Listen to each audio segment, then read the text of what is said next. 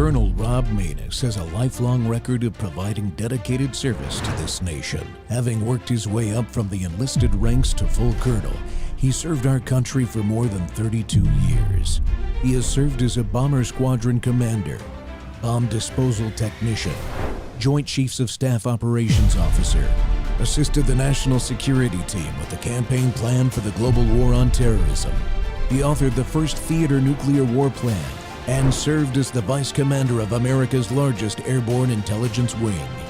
Colonel Rob Maness is a true American hero.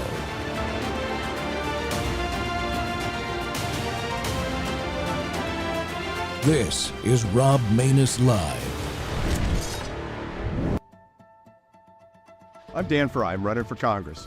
While my opponent has been in D.C. for about the last decade, ignoring the southern border crisis, racking up $34 trillion in debt, I've been right here in the state with my family, standing up for Nebraska values. In January, when I'm in D.C. as your representative, I'll continue to do the same. Friends, this congressional race is not about myself. It's not about my opponent. This is about saving the country and protecting every Nebraskan. It's become clear now more than ever that our congressmen and our senators have forgotten who they represent and who they work for. They work for us, not the other way around. I promise you this, when I am in D.C., I will never forget that I represent the people of Nebraska in their best interest. As your congressman, I will work tirelessly to end the endless wars, secure the borders, and protect the middle class from the reckless spending in Washington, D.C. I will approach every vote with the common sense conservative values of Nebraska. A great man doesn't seek to lead, he's called to it, and he answers that call. Have we lost all hope? Absolutely not.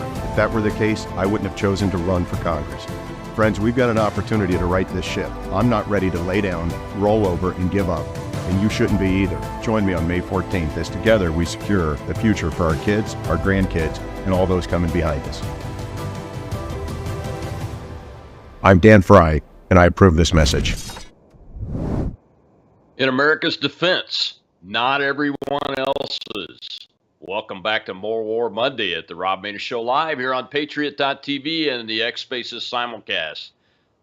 Our Republican House of Representatives has once again ignored the will of the majority of its voters by passing more than $60 billion in more aid to Ukraine, placing inappropriate priority over its border instead of protecting our own border, paying its government employees and pensions while we have tens of thousands of homeless veterans on our streets, and throwing money down a rat hole in a war that is not only unwinnable, but not in America's vital national interest.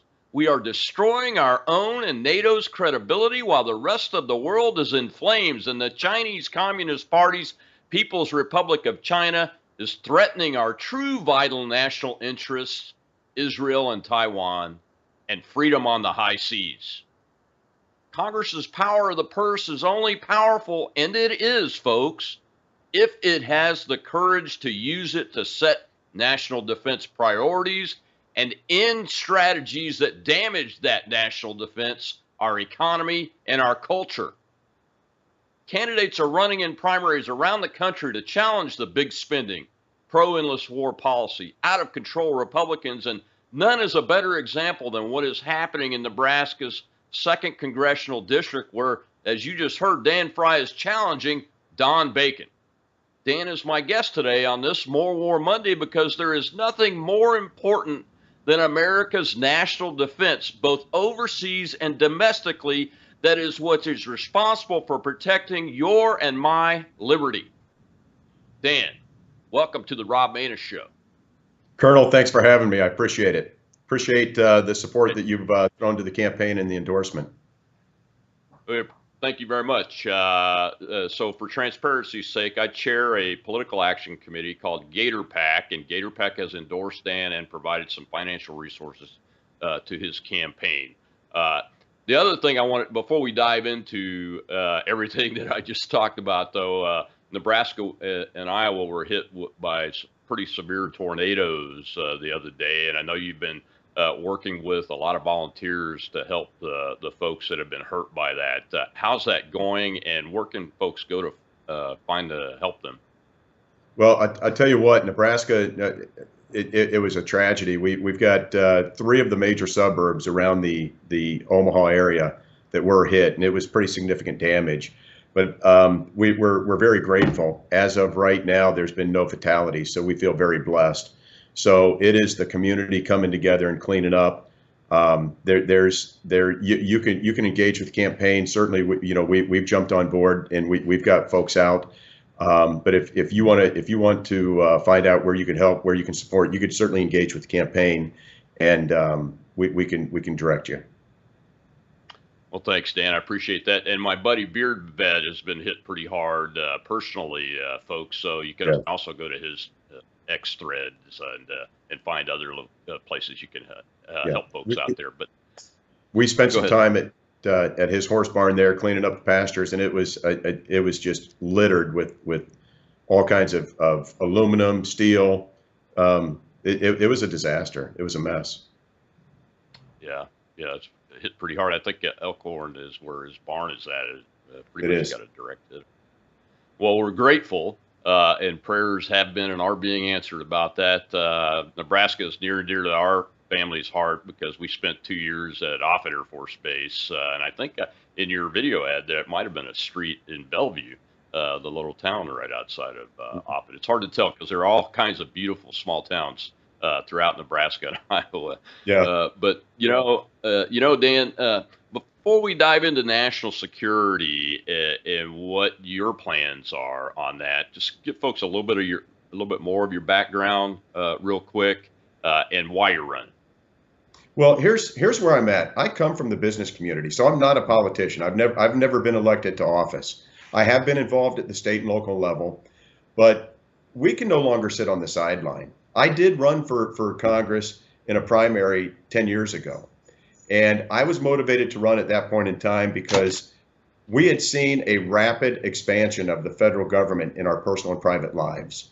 We had also seen we were still dealing with the after effects or the aftermath of the government taking over the auto industry, taking over the healthcare industry, bailing out the auto industry and bailing out the banks. And we had just taken over the healthcare, and we weren't sure, what this Obamacare was going to look like. Was it going to provide the type of care that we needed, or were we going to need to repeal and replace it? And Colonel, at that point in time, we had tens of thousands crossing our border every year.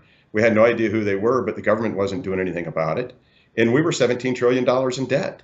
And I thought that was worthy of sounding the alarm. And at that point in time, I had 2 grandchildren, one on the way. And it was about their future. It was about what kind of future are we going to leave for them? So when you look at where we're at today, if it was worthy to sound the alarm then, it's certainly worthy to sound the alarm now, because every one of those metrics are remarkably worse. So you put on top of that a cultural decline that is unprecedented. I mean, we've got this woke agenda being shoved down our throats from the left. We're now almost $35 trillion in debt. We're taking on another $1 trillion every 100 days. And our border is a full-blown border invasion.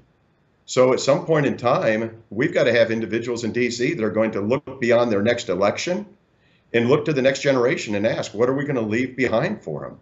So that's what's inspired me to jump into this race, is that I've got a congressman that runs as a conservative, but spends most of his time in D.C. Working with the Democrats and being a part of a uniparty. And we are sending the future generations over a fiscal cliff right now. Yeah, that's one of the questions I wanted to ask you, because you sound very much like this candidate that I know personally from 2014, the first time he ran for office, 2 years out of the Air Force in the U.S. Senate race in Louisiana. And his name is kind of like mine. But when you get to Congress, the way Don has been acting, I mean, he actually brags about the number of bills he has passed. Now, my perspective is less legislation passed is actually better for the American people, quite Absolutely. honestly, especially considering what we've seen the last 5 years. And because of his metric is why I think he works with the Democrats so much, and why he's compromised his not just conservative values, but Republican values. Is that an accurate picture? It's very accurate, and I think you used to work with him while you were both still in the Air Force. Don As a is matter of not. fact, and I openly say that my PAC supported him in his very first race Right. for Congress because I had faith in his ability to legislate as a conservative Republican. I can tell you that when Don Bacon was first elected 8 years ago, his commitment and his platform is that he's going to go to D.C. and he's going to change D.C. In 8 years, Don's not changed D.C. at all. D.C. has changed Don. As a matter of fact, in his second election cycle, he had a campaign manager that was all in. She's now my campaign manager, and she called me as soon as she heard we were running and said, "Hey, Dan, I'm in. I don't know who you have running your campaign, but I'm in. He needs to go." So D.C. has changed Don. You don't even recognize him as a conservative anymore. Yeah, it's unfortunate. And folks, this isn't personal. You know, I know the Bacons. They're nice people.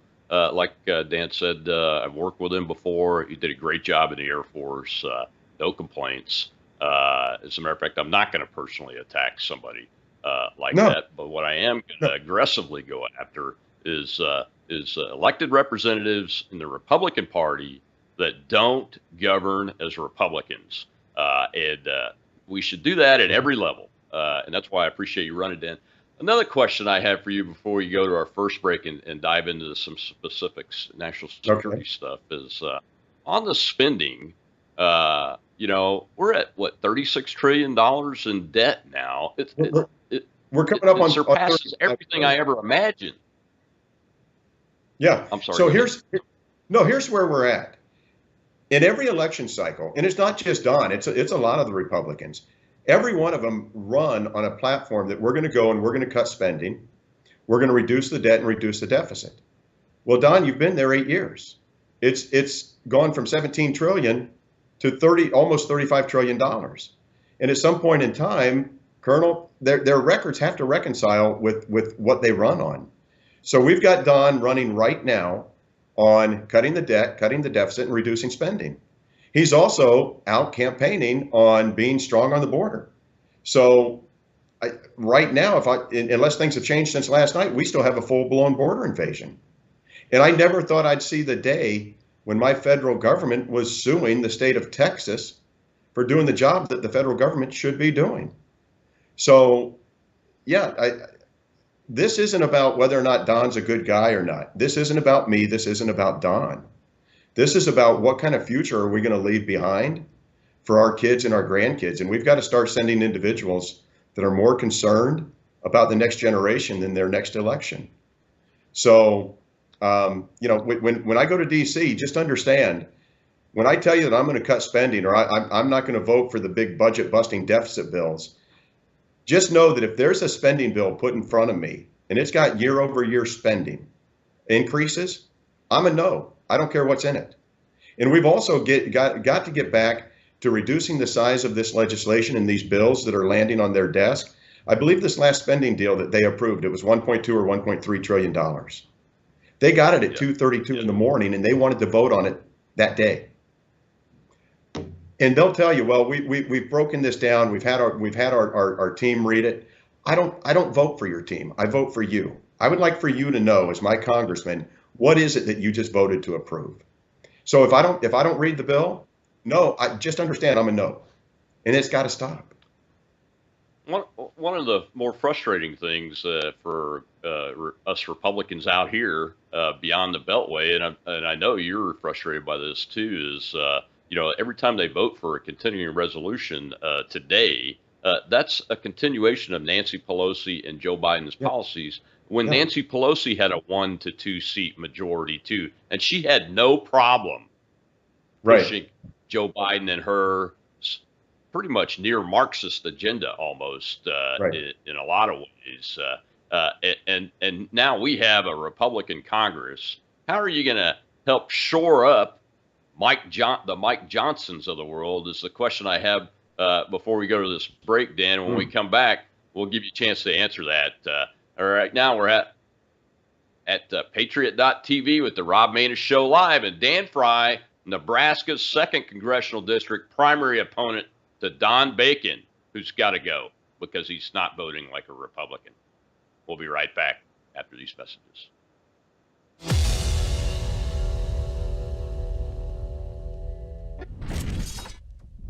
The markets are getting crazy, and now is the time to protect yourself from economic turmoil. Silver is in the headlines right now and creating lots of excitement as the price of silver is extremely attractive compared to gold. A call to Swiss America gets you the scoop on whether the silver opportunity is for real. What you'll discover will really blow your mind. Today, silver faces a huge shortage due to the rising demand by military, solar, electric cars, and computers, all of which depend on silver.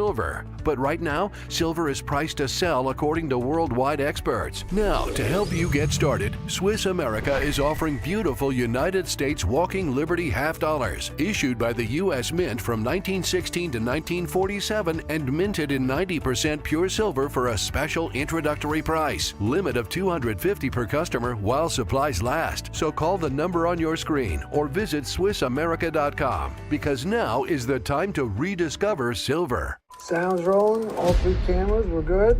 Andy, speed. Is there any regrets that you have in life? I should sit here and say, yeah, I got a lot of regrets. But when I look back on my life and I understand the lives that were lost, I mean, I'm sitting here with you. And I can tell my story. Former National Security Advisor, Lieutenant General Michael Flynn, pleaded guilty today to lying to the FBI. He was one of the most respected generals in the military. He was, by definition, the most dangerous possible person for Donald Trump to hire. Brilliant military career, serving 33 years. Why was he being so elusive? Mike Flynn told the truth and faced life in prison.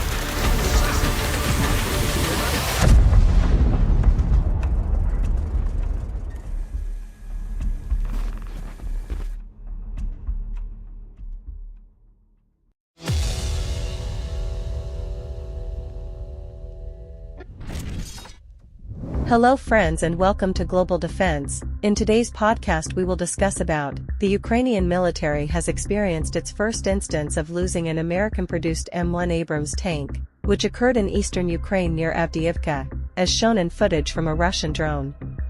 These drones, including airplane-style models and quadcopters with first-person views, pose significant threats to armored vehicles due to their ability to target vulnerable areas like the roofs of tanks. Despite this loss, the Ukrainian Defense Ministry had previously showcased the M1 tanks in action against Russian forces. Equipped with advanced features such as tungsten armor, reactive armor blocks, a 120mm smoothbore gun, and high-quality day-night optics, these tanks were considered top-notch in Ukraine's arsenal. However, delays in deployment to the front lines were experienced as the 47th Brigade had to swap tanks before receiving the M1s. This brigade.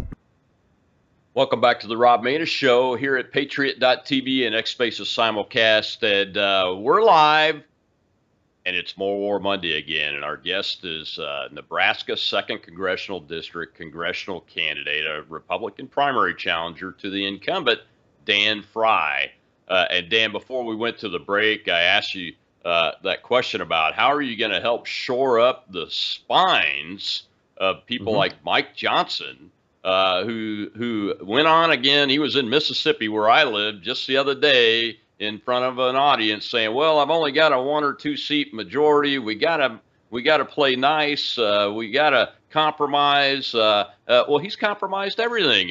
You know, he said he would not do Ukraine spending unless we had a border security package to pass. Well, they passed the border security package. There's nowhere in sight of anything from the House of Representatives on that, let alone more money down a rat hole, which is why I showed that little clip there of the M1 Abrams. You know, one of those Abrams is being towed through Moscow yesterday just to show that the vaunted American M1 Abrams tank is defeatable. And that's too bad. But what about this issue with Johnson and those like him? I just scratched my head. We could have had Jim Jordan as our speaker. When they ousted Kevin McCarthy, we had a real chance to get a speaker that had a spine and had the skill to lead.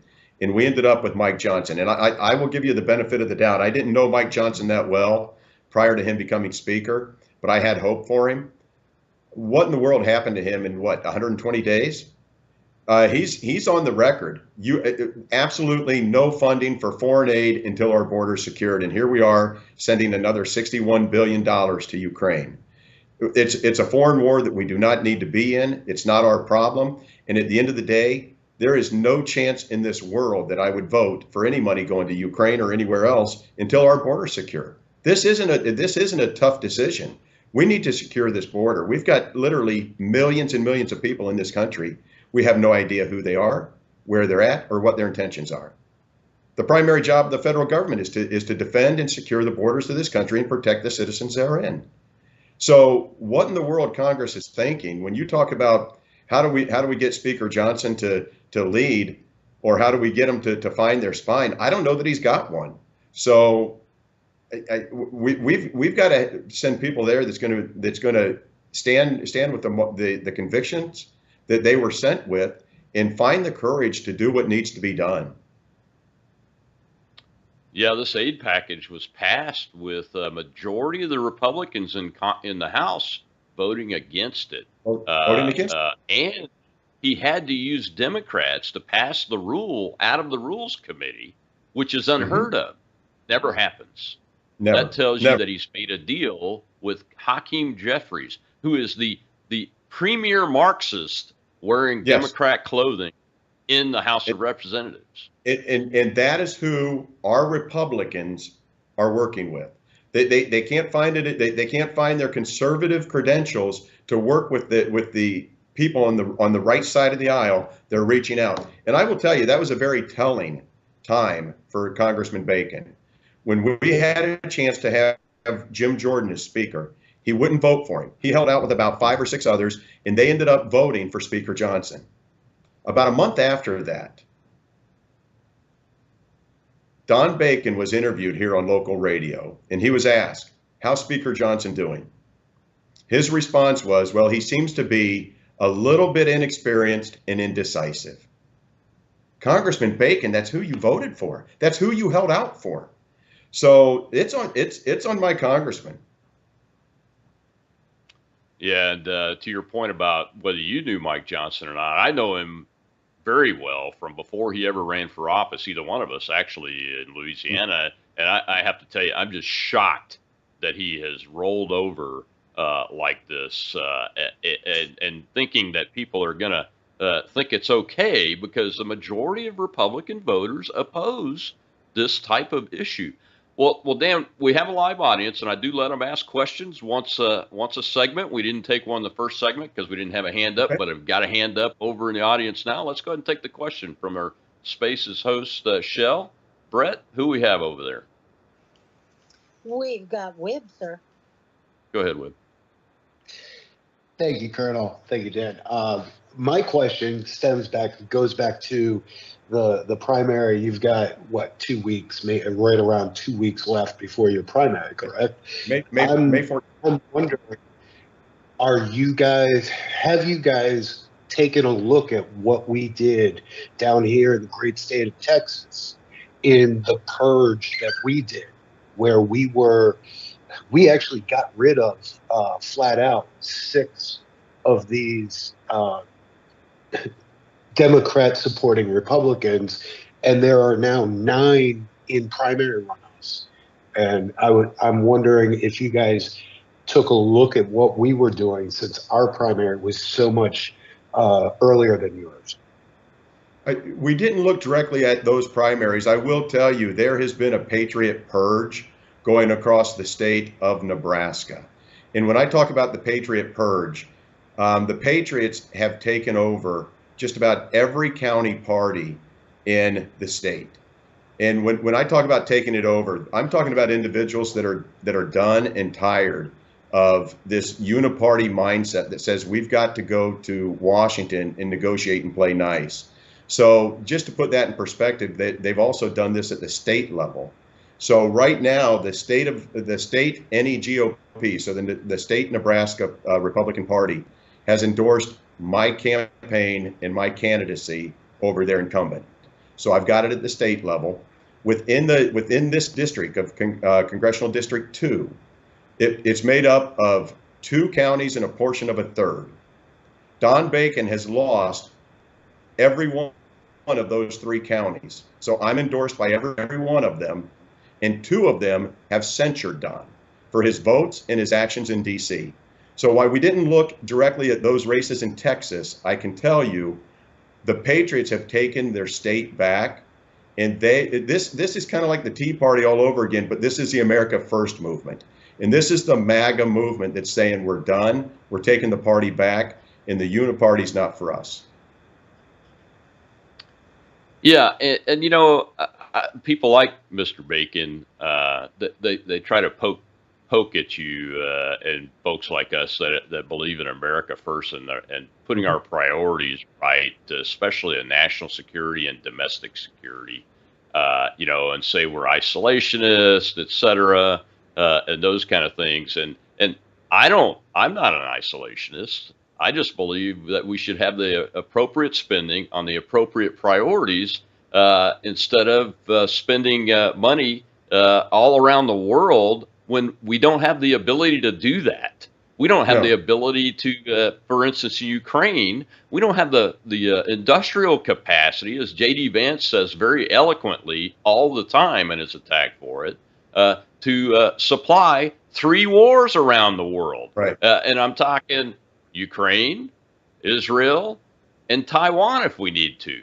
Because you can't deter China unless you have the appropriate resources available to immediately take them on. And we don't have that ability. And we're focusing all of our effort on this Ukraine. And that's why I use the phrase pouring money down the rat hole. What do you say back to those, like your opponent, that say, you're isolationist. You don't really believe in security. You need to trust us. We know better because we've had the classified briefing. Well, I can tell you, I don't trust them. I don't. Colonel, have you seen the strategy? Have you seen the game plan for what good looks like in Ukraine? When will we know if we've won? When will we know that we can back out and we could stop funding that cash cow? I haven't seen that, and nobody's been able to explain what that looks like. What does good look like? They don't have a plan. There is no plan. These are the same people that kept us in Afghanistan and Iraq for 20 plus years and then had a disastrous exit. There was no strategy on that exit.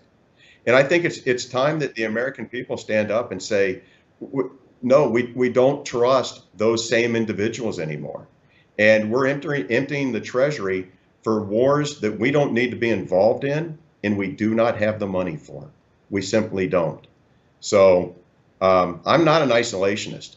And I'm also not one that says we need to get rid of all immigration. I'm perfectly fine with legal immigration.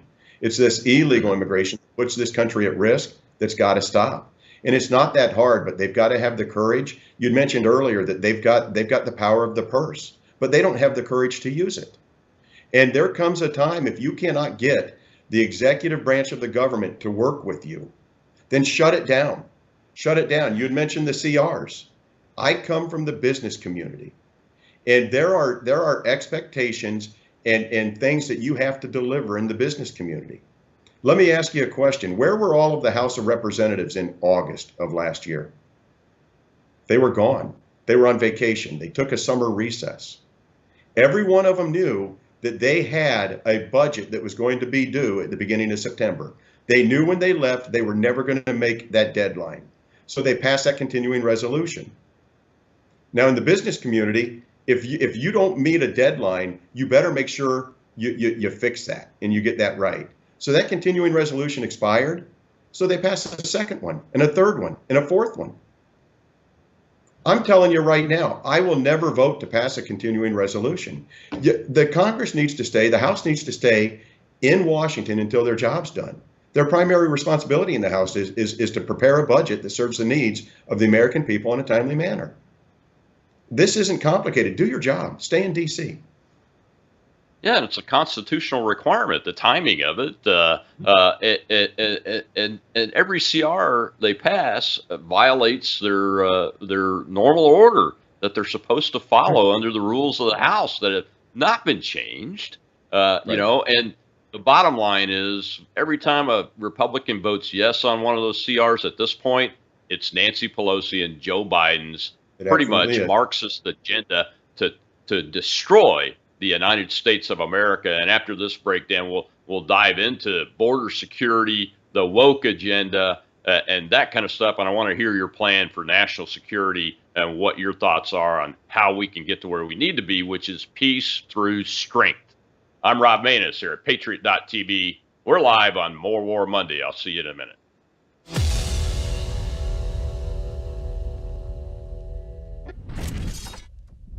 BellaPatriot.com. Let me explain to you what this is. This is an elixir. It's a daily elixir. It is a collagen, and it also has something known as astaxanthin that crosses the brain-blood barrier, that's loaded with antioxidants to take on the free radicals. And then it has something called cat's claw. That is from a bark on a vine in Peru. So these are three very powerful ingredients. Now, if you go to BellaPatriot.com, there are your science and clinical trials, right? And if you want to read the science, there it is. You don't get nearly 80 clinical trials for nothing. So again, you want to talk about science, the information behind it, this is it. We highly urge you to check it out. The results for Melissa and I have been very powerful. She and I take it each and every day. It's very simple. You just rip the top, drink it, and then throw away the container. We would urge you to go there, order it now, click and order now, and get your subscription. A lot of people are having great success with a weight management program with Bella Trim, but it's just a tool. In terms of ingredients, Chromex or chromium picolinate improves the actions of insulin, so you have better glucose management, and in addition, it promotes fat utilization. Fat utilization or fat burning is also a feature of metabolite, which are two botanicals that stimulate a switch called AMP kinase. And so you tend to burn fat, reduce belly fat or visceral fat. Who doesn't want that? Metabolite has the ability to stimulate satiety or reduce those cravings. That's really very, very important. And it does that by raising GLP-1 levels. In addition, we've addressed the microbiome by using prebiotics. Healthier microbiome, better weight management.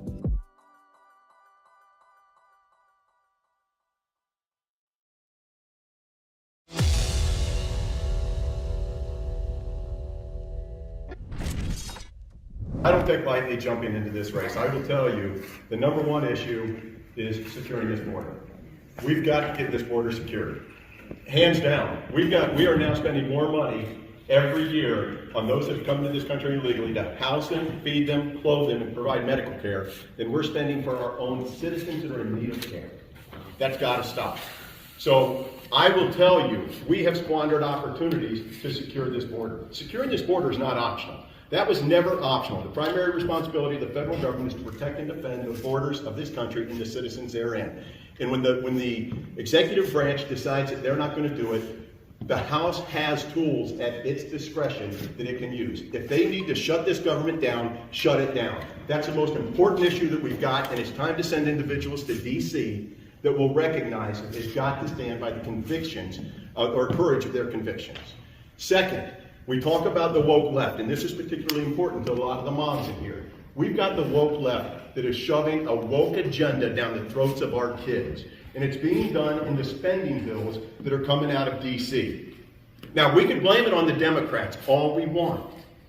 But doggone it, it's time that the Republicans stand up and again have the courage of their convictions to say if that garbage is in the spending legislation, we're not voting for it.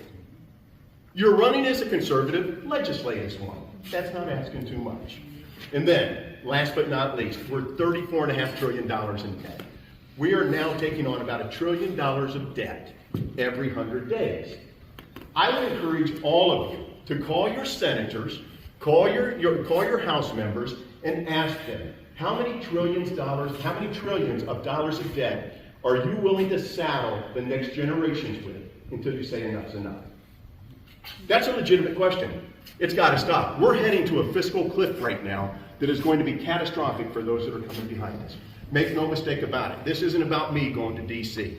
This isn't about me or Don Bailey. This is about our kids and our grandkids, and we've got a responsibility to leave them something as great as what the generations that came before us have left us.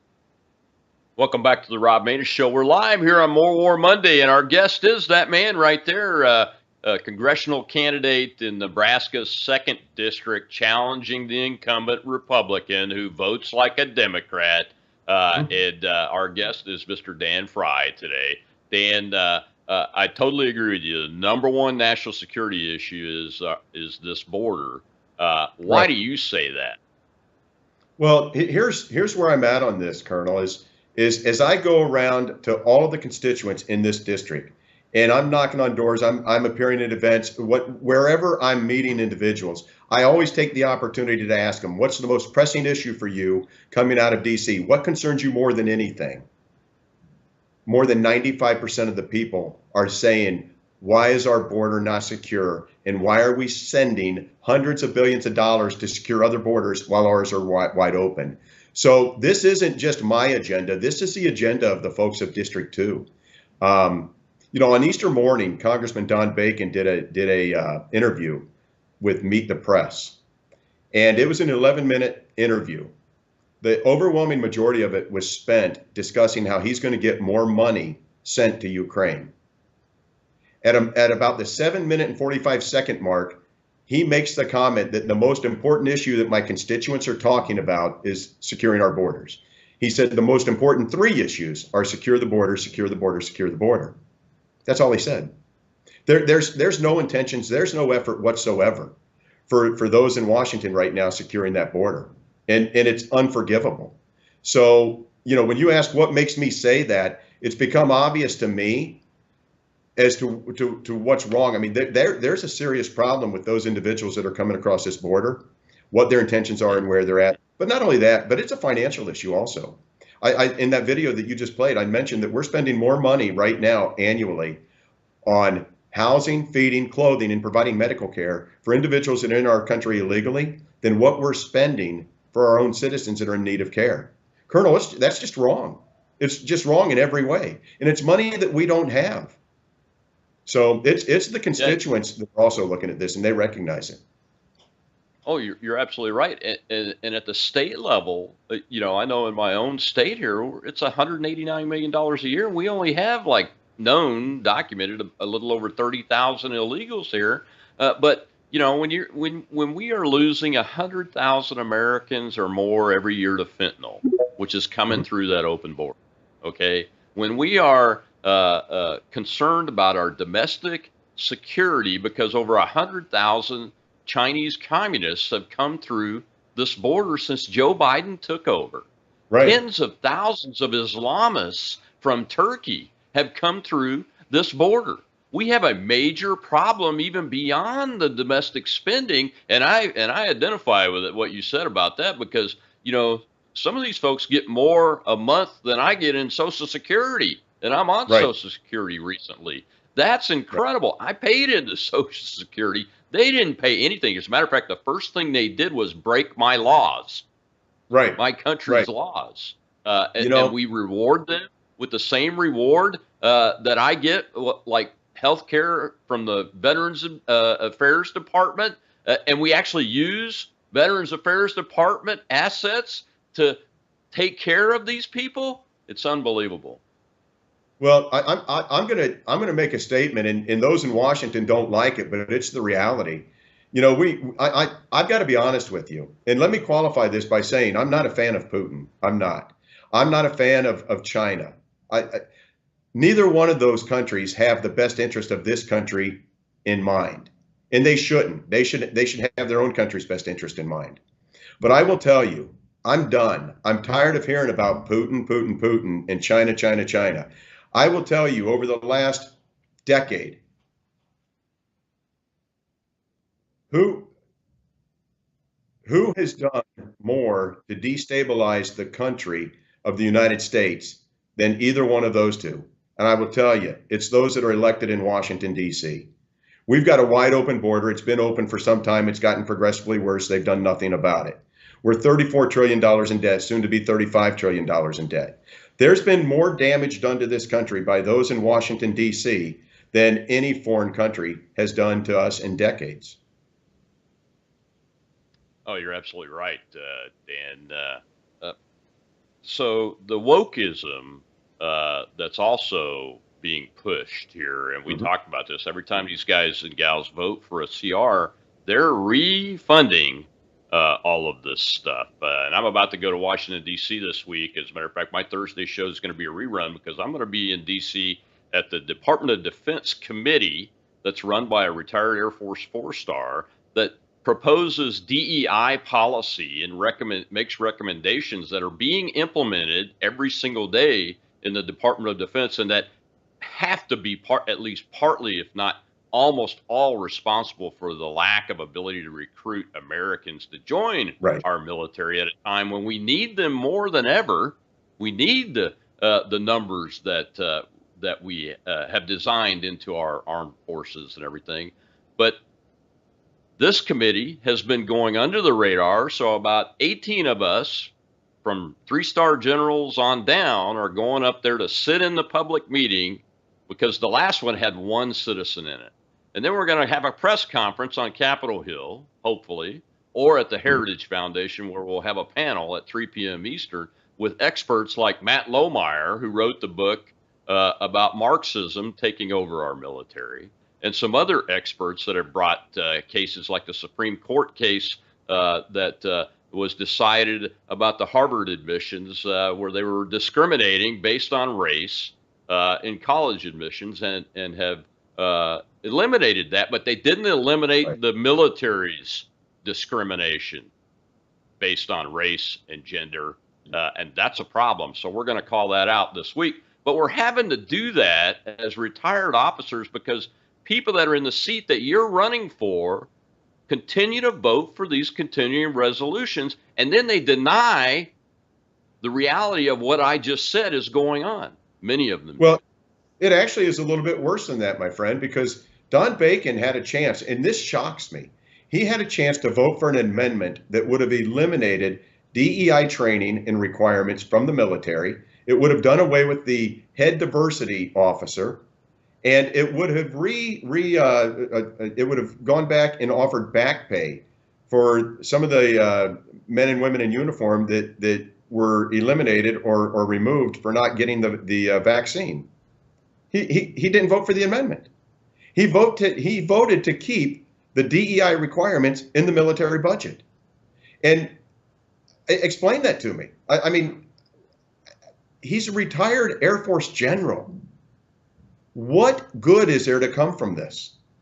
And he failed to vote for the amendment. And I will tell you, it's time that we hold these individuals accountable, because when I speak with parents across this district, they're looking at me and they're saying, Dan, how in the world is this garbage, this woke agenda getting pushed into our schools? And much like we have that same conversation that we just had on the video clip that you'd played, is that the liberals and the Democrats are pushing it in to the spending bills, but we still control the House. So if we just had individuals that had a little bit of courage and said no, that's all you've got to do. Say no.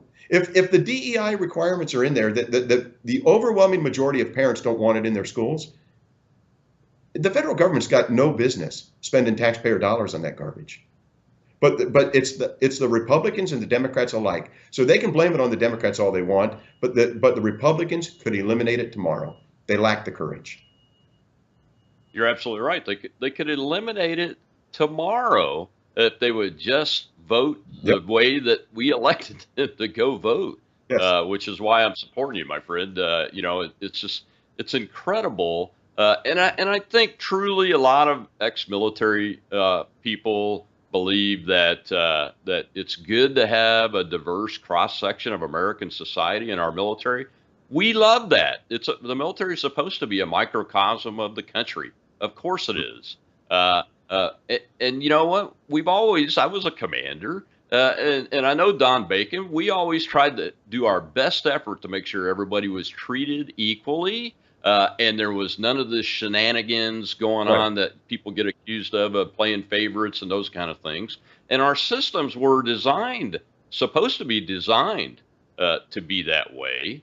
But they forget about the equity term, which is an effort that says we're going to level the playing field, not just to ensure equality of opportunity, but to make sure that there's an equal outcome, and that's discriminatory and gets away from merit-based hiring. And without merit-based hiring in the military, you will lose. Not to mention the fact that the training is divisive, and you can ask any academy cadet of any of the service academies, including the Coast Guard and the Merchant Marine Academy, and they will all, if they're honest, tell you that their classes are divided and that they do not trust their peers that are active in the DEI policy room. Well, we'll take another break, Dan, but when we come back, we will talk about the real threat, and that's Communist China. Here on the Rob Maness Show, it's More War Monday.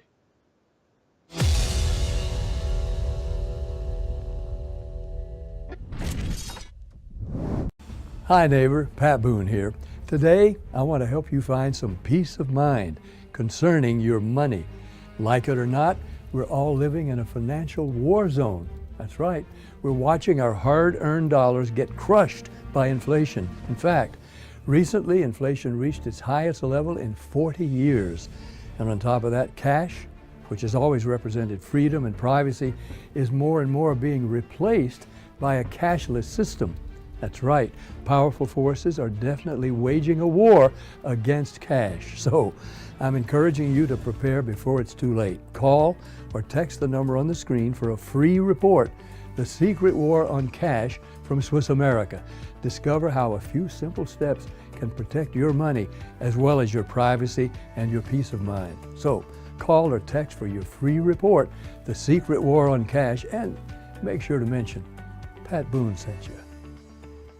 We've learned through the pandemic we can never be caught unprepared again. And so many Americans, when COVID hit, they had nothing in the house. Stores were shut down and doctors' offices were shut down. And even if doctors prescribed drugs, hydroxychloroquine, ivermectin, pharmacists wouldn't fill the prescriptions. That was a nightmare. Now the situation is much worse. We have these horrible supply chain problems. In our emergency medical kit at the Wellness Company, we have 8 prescription drugs that are all potentially life-saving. Most people who died with COVID, they died in the hospital because they didn't receive early treatment. Every American family should have one of these.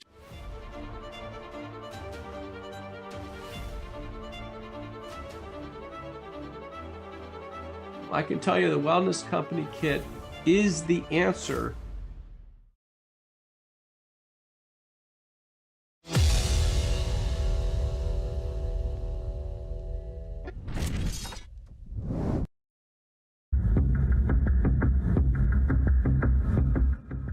The Chinese Communist Party considers Taiwan a renegade province and issues thinly veiled threats against countries that recognize it as a sovereign state.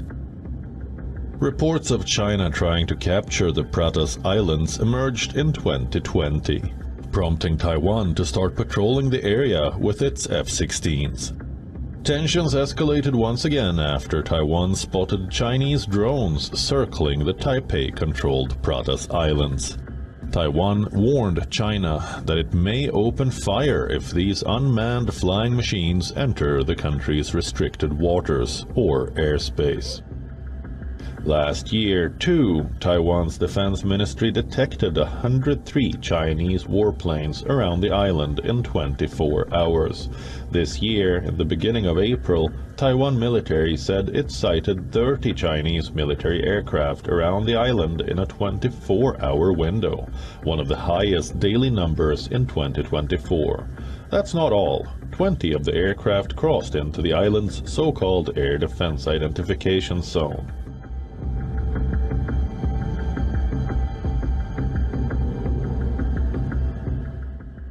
So why does China want to control the South China Sea? Why is it such a hotly contested region?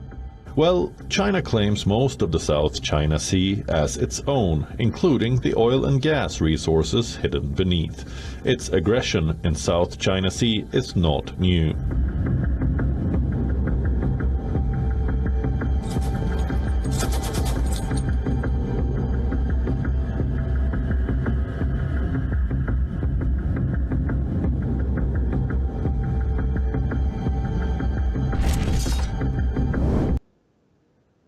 Welcome back to the Rob Maness Show at Patriot.tv, live and X Spaces simulcast with our audience over there. And we're talking with congressional candidate out of Nebraska's 2nd District, Dan Fry, today about national security and his opponent's ineffective voting on behalf of his Republican voters up in that Congress. And as a matter of fact, he just voted, Dan, to prioritize Ukraine and their border and their national defense and their pensions and their pay over that threat right there, the real threat to America's vital national interest, the Communist Chinese Party and the People's Republic of China.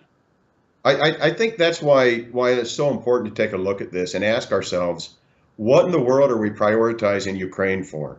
We need peace through strength. Nobody wants an international conflict with Russia. Nobody wants an international conflict, certainly with China. And under the leadership of Donald Trump, we weren't remotely close. And now we've got what we perceived threats from China and Russia both. But yet, what's our focus? Ukraine. What's our interest there? It's not been explained. So we need to understand who our potential enemies are, but at the end of the day, we've got to maintain peace through strength in the deterrent of the military strength and the willingness to use it, but the hope and prayer that it never has to be used. Oh, you're absolutely right. You know, one of the things that made the old Soviet Union the threat that it was its worldwide navy, its combat ships, its intelligence ships, its logistics capabilities. And quite frankly, that's one of the things that made the United States of America a world power and now a world superpower, is our Navy. But when you look at just the People's Liberation Army Navy portion of it, not counting their Coast Guard ships, which are almost in number, put up that chart of the PLAN, Mr. Producer, and we'll see, let the audience see what this is. Now, you should follow the man I got this from. His name's John Conrad with a K, at John Conrad with a K. He's a maritime expert, a big ship captain, understands maritime logistics innately. And he said this card should be laminated, and the CNO for a day program, if he had the opportunity to be in it, would make every 06, that's my rank and above, up through the admirals, have a copy of this in their pocket every day, and on the back of it would be printed in bold capital letters, what have you done today to build more ships? And Dan, right, that's a problem, because we don't have the same number of combat ships as the People's Liberation Army Navy does today. They've outbuilt us. And a lot of people say, well, we have the technology, etc. Look, China is where the Tesla cars are built. For goodness sake, you telling me you don't think they have technology? Right. Now, there may be something missing that they don't have, like a little bit of stealth and those kind of things. But when you have the numbers and you have the capability, and breaking news this morning, they're stockpiling war reserve materials where we are not. We emptied our war reserves in Afghanistan and Iraq and never replenished them before we got into Ukraine. And that's why we can't keep up today and don't have that capability, as J.D. Vance says. And we continue to empty our war reserves with shipping more technology over to Ukraine. And again, we've got to send individuals that are going to look and prioritize what's our threat, do a threat assessment, understand what the threat is, and you've got it clearly laid out right there. When you look at what China's doing with their Navy, to allow us to get this far behind while we're focusing more on DEI in the military and shoveling hundreds of billions to Ukraine, we've got to refocus these individuals on what the real threat is. And it's certainly not Ukraine. Absolutely. Well, real quick, the policy for national security and to reestablish peace through strength that you'll be advocating for, lay that out real fast, Dan. Well, here's what I'm looking at. And again, I'm not an isolationist, but we've got to extract ourselves from these foreign wars that don't have any impact on what we're trying to do. We've got to take a look and understand through our intelligence where the threat assessments are and what needs to be done, and focus the budget and focus our resources on those. But we have got to extract ourselves from these needless, endless foreign wars that we don't need to be involved in, and replenish the resources that we've got to make it a deterrent so that we never have to use this capability that we've got. Absolutely. Well, we've got one more question I want to take from the live audience before we close out the show. Go ahead, Kat, Shell. I said Kat. Kat's not here. They Shell and Brett, who's got a question over there. We've got two hands, Colonel. Do you have time? We've got Lucky Dog 66, and we've got the one and only Chad Caton from I'm Fired Up. We'll go with Lucky Dog, and we'll see if we got time for Caton. I appreciate that, sir. I guess the question I got is concerning the briefings that they're getting, and I'm going to say they seem to fall back on that a lot. Are those? I mean, maybe you don't know since you're out of retirement and all, but are they deleting some things, simply not telling them what's actually going on elsewhere? And who's deciding this? I mean, I know that's kind of a vague question, but it's one that's kind of bothering me. That is, who's briefing them and what are they being told? I'll end there. I'll let Dan answer it, and then I've got an answer to part of that. But go ahead, Dan. Did you understand the question? I guess what I'm not quite sure I understood the question as far as the briefings that they're getting. The intelligence briefings that they're getting. Like Johnson came out of a meeting and said, "I got the intelligence briefing on Ukraine. We have to do this." Right, but that's not a briefing that apparently he's able to share, because it's certainly not offered any additional explanation as to why we're doing what we're doing. So I certainly don't have access to those briefings, and I don't know that I've seen that Johnson shared any of that briefing information. Have you seen it? No, he hasn't. But I would just add to that the institutions in the United States government have been politicized over the years, and we really saw it. I picked up on it with the intelligence capability assessment on Russia that was done right before President Trump took office as president of the United States. Obama approved it. It was completely politicized and said things that I knew weren't supported by the raw intelligence, and an ICA intelligence capabilities assessment is the strategic level of here's why this is a threat, what we should do, and makes recommendations. But it uses actual intelligence, and that was a politicized ICA, and it's been politicized ever since, in my opinion. Yeah, and that's a serious problem. I mean, you've got to be able to rely on those briefings and the intelligence that you're getting. That it's not an agenda that somebody's trying to drive an outcome. It's the real data that has potential impact on this country. Absolutely. Well, we've got one more question. It's from Chad Caton, former U.S. Navy CB, my friend, and a friend of yours too, I think now, and the host of I'm Fired Up. Go ahead, Chad. I don't have a question because you're right on point with everything here, Mr. Fry.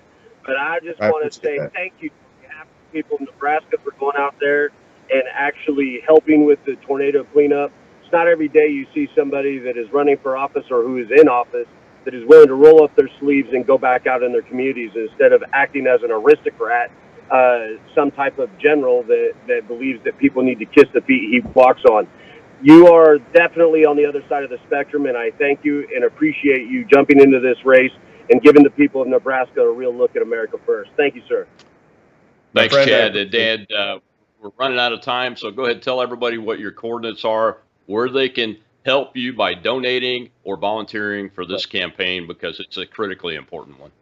Friends, we are sprinting to the finish line. We've got an opportunity to take this seat. It's a very good opportunity. Don Bacon's in trouble. Hop onto the website. It's FREI. We spell it wrong. It's FREI, the number 4, Nebraska.com. FREI, FREI, the number 4, Nebraska.com. May 14th, we've got an opportunity to get rid of Don Bacon, who spends more time on the left than he does on the right. It's time that we send individuals to D.C. that'll take the courage of their convictions with them and be more concerned about the next generation than they are about their next election. Friends, I'd appreciate your help and your support. And if you're in Nebraska, CD2, I'd appreciate your vote. Thanks, Dan. We appreciate so much of your time, but it's very, very important that we get folks to support you in this race. May 14th, folks, get out there and support Dan Fry for America First. For our kids, we don't want our kids dying in Ukraine or anywhere else in the world, so we need to reestablish peace through strength. And we're only going to do it with people like Mr. Dan Fry. We're not going to do it with the incumbents that continue to vote opposing their voters every single time. Well, tomorrow's Training Tuesday. We're going to do a little more war thing, but it's about a new book called Ukraine, A Warning to the World by Thierry Laurent. And I've got Thierry with us as the author there. So we'll see you then on the Rob Maness Show at Patriot.tv and X Spaces simulcast.